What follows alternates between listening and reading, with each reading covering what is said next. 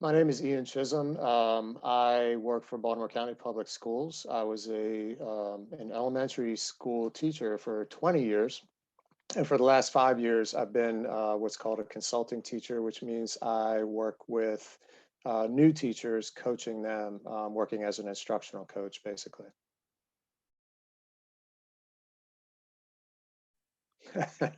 um, I I saw movies. I definitely saw kung fu movies that from the 70s and 80s that were always really exciting. The one that I would say kind of pushed me over the edge was the original Karate Kid. I saw a tournament and I was like, that's what I want to do. I had always been interested in studying martial arts from probably the time I was a young teenager. But it just, due to circumstances and things, it never really was feasible until I was in college. So I started in my sophomore year. I had just turned 20 when I started. A little bit of a late start compared to some people.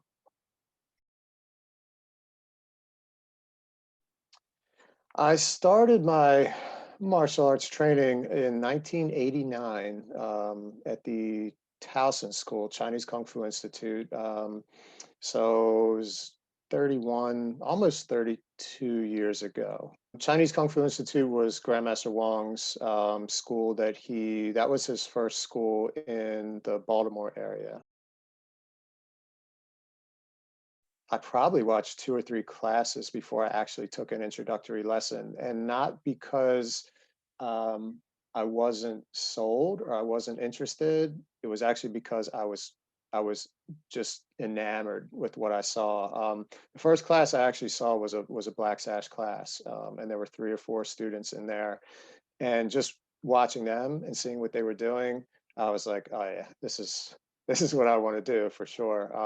It wasn't long after that that I signed up for my introductory lessons and just couldn't get enough.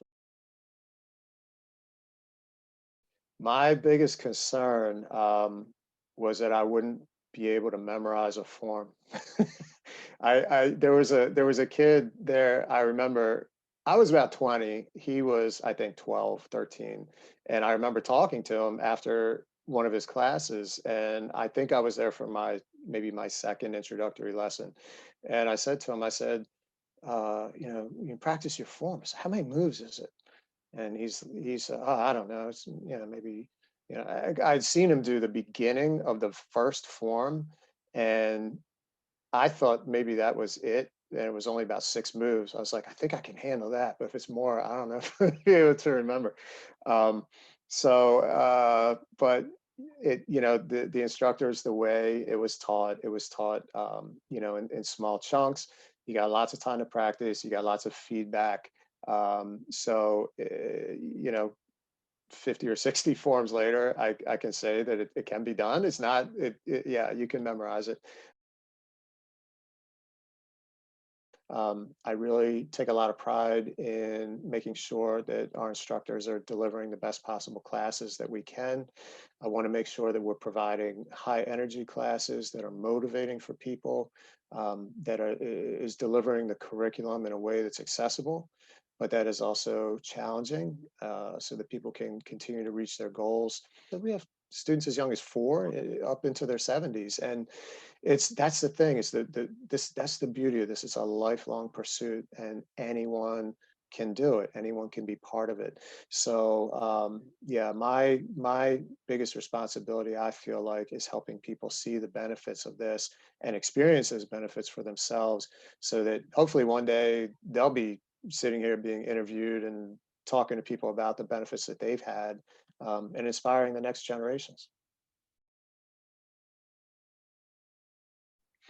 I don't think it's ever too late to begin studying martial arts. The beauty of martial arts is that it's a way of life. It's a lifelong pursuit, and that's really how I look at myself, as a lifelong learner.